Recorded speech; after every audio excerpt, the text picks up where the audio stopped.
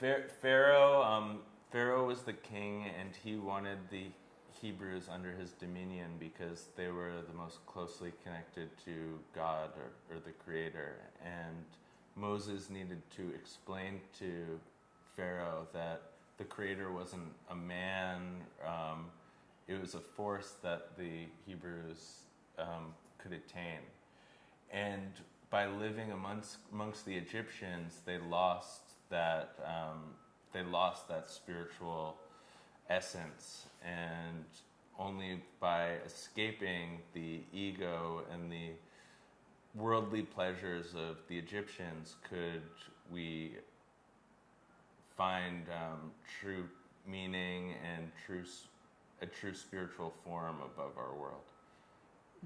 Yeah, in many ways, the Jews were the first revolutionaries. They saw the society they were in and they saw that there were problems arising. There was a sense of disconnection. People couldn't relate to one another with these bonds of love.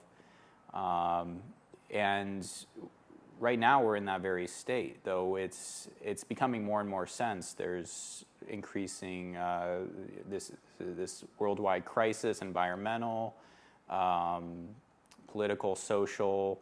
We're seeing it in all strata of society, from the very poor to the very rich, this lack of fulfillment and this inability to connect. This is the state of Egypt, and it's because we're working for Pharaoh, and he doesn't really offer anything. It's fleeting, it's illusion, it's not real. Yet his dominion over us is all-encompassing, because there's the internal desire for connection, for this desire to know the Creator, is all very small amongst the Jews, amongst the people that have this sense that something isn't complete. And it was only when they all assembled together and demanded to have this connection that they were able to, that collective power to rise above the disconnection. Yeah, and in order for Moses to lead, he was born in a position of power. He was one of the princes of Egypt. And in order for him to have the power to free the people of Israel, he needed to abandon that, and he needed to let go of his ego entirely and become an empty vessel for the Creator to work through him, for the light to work through him. And by doing that, he became a leader, kind of like a rabbi to the Hebrews. And by letting go of his ego, he was able to allow God to work through him and metaphorically part the Red Sea so that the Hebrews could walk through the desert and find Israel and be given the Ten Commandments and create this nation of Israel, which means Yashar Kel, straight to the Creator, that he could found a land based on the principles of light, the principles of love and connection ruling over the people. And our people were in that state before. However, now we've fallen. We're in a state called exile. And now is the time we're beginning to reawaken to this notion. I was born as a Reformed Jew in the United States and had no sense of this idea or purpose to my life, that there was this group of people dispersed throughout the world that I'm connected to by this bond, by this memory of this connection. And now we're just reawakening to it, and this is the final phase of our development of our connection. The first and second temples were representations of how this connection did exist, and we're in this process now where we're completing the final phase of this process and making this final connection that is going to connect the whole world. It's not just going to be our people, the Jews. So yeah, it really mirrors life a lot more than you would think today. That we're in this consumer culture that praises materialism and basically anything other than spirituality. That our world is built in a way to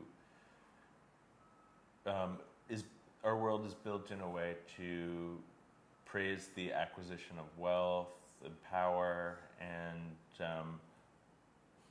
when really all the truth and all the meaning in the world doesn't exist in even the acquisition of knowledge, or there's nothing high in our world except the connection that we can build with each other, that's where the truth lives, because we're living in a broken world and we're seeing that the systems as they were built are starting to fail, and the world's in a state of crisis, and that crisis is because of the ego, because we're trying to fulfill things that no longer work, and we're able to overcome that if we have a desire to work together and find the spiritual connection within the world that's becoming more globalized in connection, but really more broken and destructive.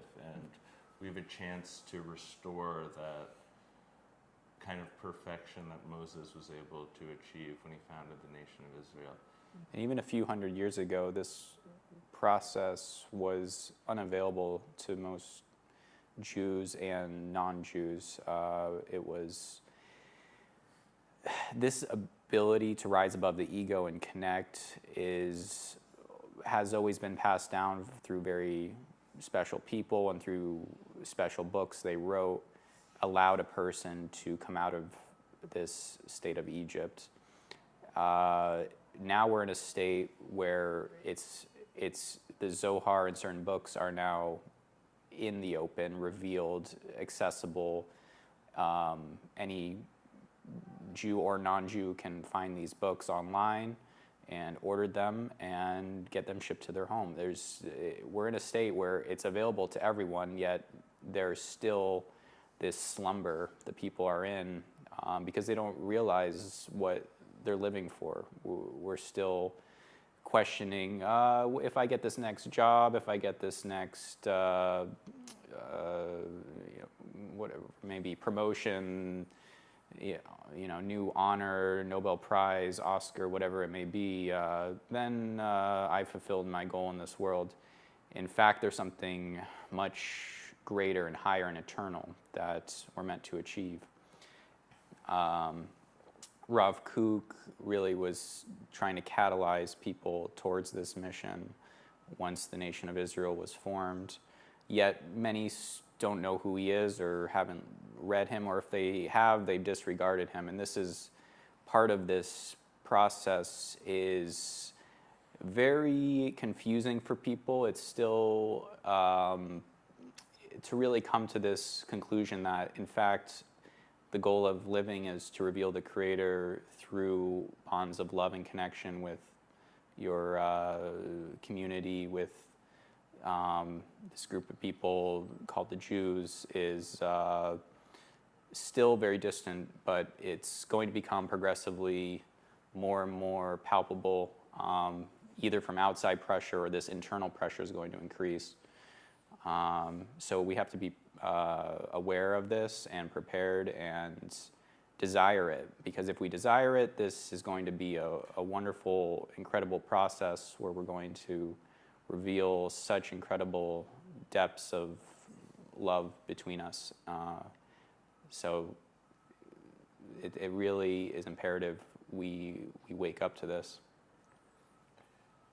And we can use Passover.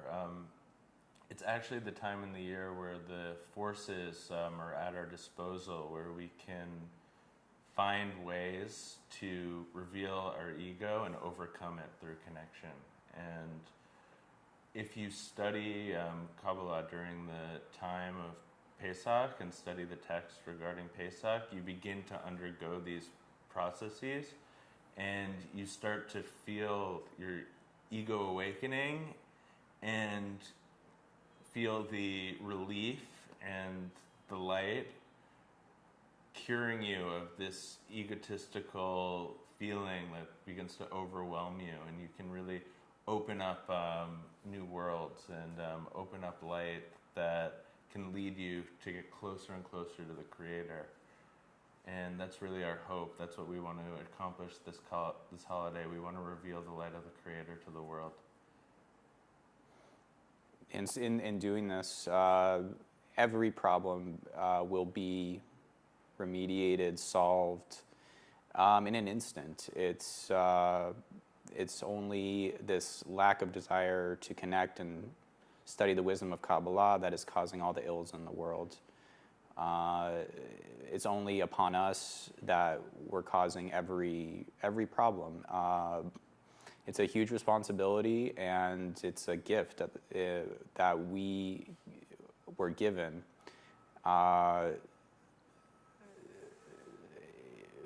Yeah, we need to transform our desires. That we're still living under the dominion of the Egyptians, and that has nothing to do with the geography of Egypt.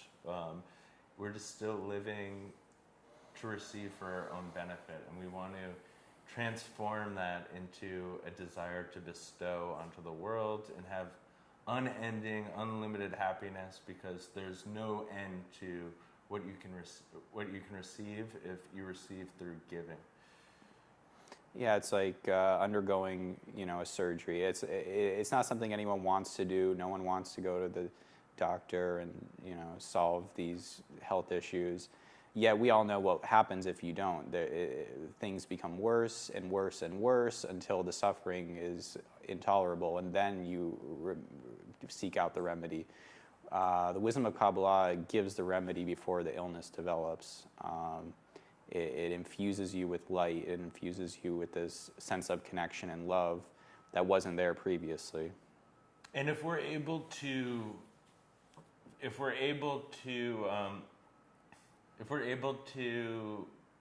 connect and love each other in a pure, unadulterated way, we will part the seas and defeat Pharaoh and awaken the light and reform the entire world. So let's go for it this Pesach.